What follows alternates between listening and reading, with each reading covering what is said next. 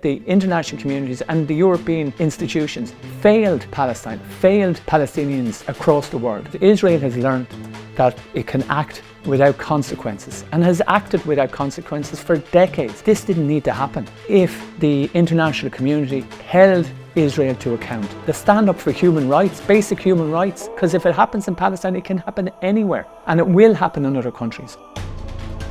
My name is Chris Andrews. I'm a TD, an MP for Sinn Féin, the largest opposition party in the Irish Parliament.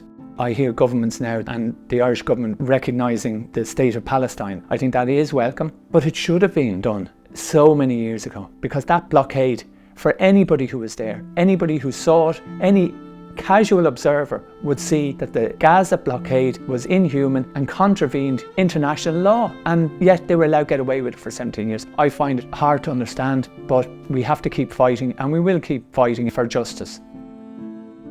So I was on a few flotillas. On one occasion we were successful getting through, we weren't stopped, we brought some aid then and raised awareness around the blockade of the Gaza Strip. On another occasion we were unsuccessful, the MV Saoirse, when we were on in 2011, and they had a boat that water cannoned us, and then they sent the armed special forces who took us hostage and kidnapped us, jailed us. But we always knew that this wasn't about us, it was about highlighting the fact that Gaza was literally under siege and still is. We saw it at a different stage and it's just a million times worse now.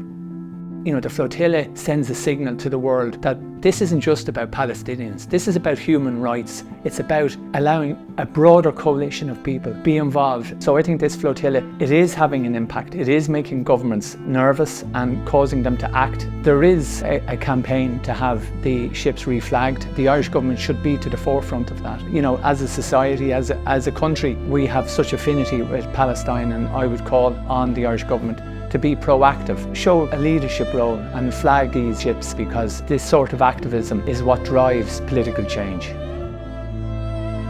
So for anybody participating in the Freedom Flotilla, you know, as somebody who participated in the past, it is something you will never regret. You are on the right side of history, and I think that it is something you should be proud of, and it is something that is really important as an act of solidarity to remind people in Palestine that they are not forgotten about. There is a global movement out there, and you are those people on the front line.